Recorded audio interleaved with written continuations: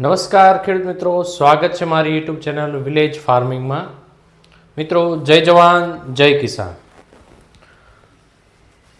આગામી સમયમાં ખેડૂતો માટે ખૂબ સારા સમાચાર અને આનંદ થાય એવા સમાચાર ગુજરાત ગવર્મેન્ટ તરફથી આપણને સૌને મળવાના છે। Laboratory on wheel with scientist. મિત્રો, જેની કલ્પના ઘણા સમયથી આપણે કરતા હતા કે કોઈ વ્યક્તિ બીમાર થાય તો એ દવાખાના સુધી જાય અને એનો ઉપચાર થાય, પરંતુ ખેતરની અંદર ખેડૂતે વાવેલા પાકમાં કોઈ બીમારી આવે તો ખેડૂતને ત્યાં તપાસવા માટે આવનારો કોઈ ડૉક્ટર નથી।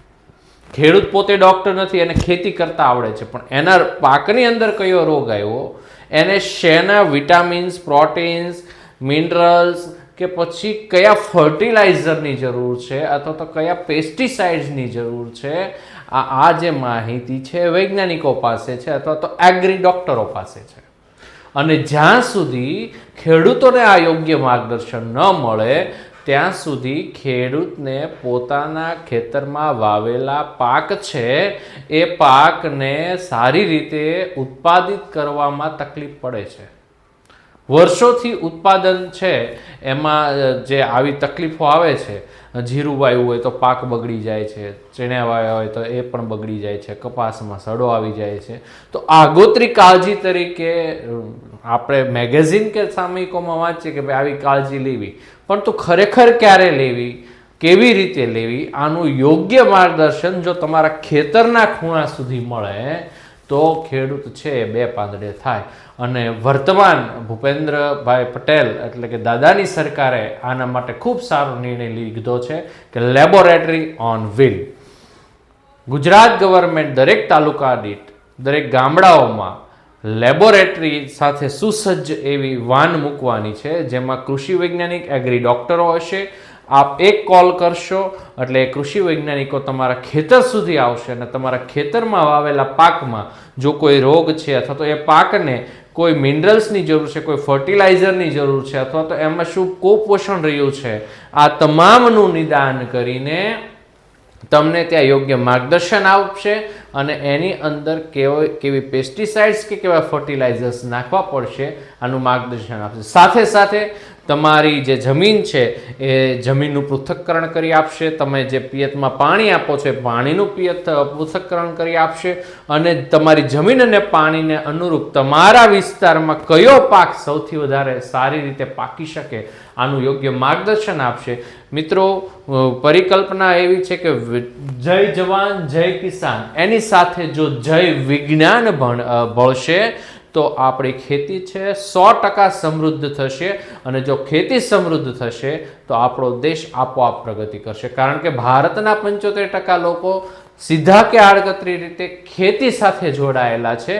ભારત એક કૃષિ પ્રધાન દેશ છે, ઉદ્યોગો, ધંધા, વ્યવસાય ગમે એટલો ડેવલપ કરવામાં આવે, પરંતુ ભારતની જે કૃષિ છે, ભારતની જે ખેતી છે એ વૈશ્વિક ખેતી છે। મિત્રો, પ્રાચીન સમયમાં પણ ભારતની અંદરથી પાકતા મરી મસાલા વિદેશ સુધી નિકાસ કરવામાં આવતા, અહીંયાથી પાકતી સામગ્રીઓ વિદેશ સુધી મોકલવામાં આવતી, પરંતુ ધીમે ધીમે એ લુપ્તપ્રાય થતી ગઈ અને વળી એક સમય એવો આવ્યો છે કે વળી પાછો ભારત દેશ છે એ જુદી જુદી જે શાકભાજીઓ છે કે ધાન્ય પાકો છે, કઠોળ પાકો છે, એની નિકાસ કરતો થયો છે। જ્યારે નિકાસ કરતો દેશ આપણો બની રહ્યો હોય ત્યારે સ્વાભાવિકપણે વિદેશી હુંડિયામણ છે આપણી પાસે વધારે આવે અને જો વિદેશી હુંડિયામણ આપણી પાસે વધારે આવે તો સીધી જ રીતે આપણો દેશ છે સમૃદ્ધ બને અને આ દેશની સમૃદ્ધિ માટે પાયાના જે વ્યવસાયો છે એને યોગ્ય દિશા અને યોગ્ય માર્ગદર્શનની જરૂર છે અને યોગ્ય દિશા અને માર્ગદર્શન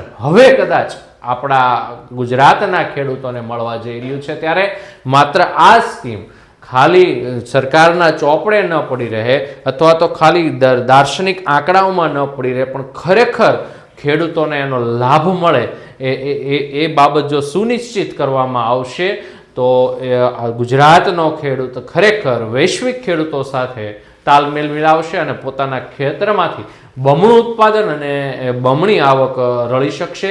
એમાં કોઈ મત નથી, કારણ કે જે ખેડૂત છે એના કારડામાં જોમ છે, જુસ્સો છે, બળ છે.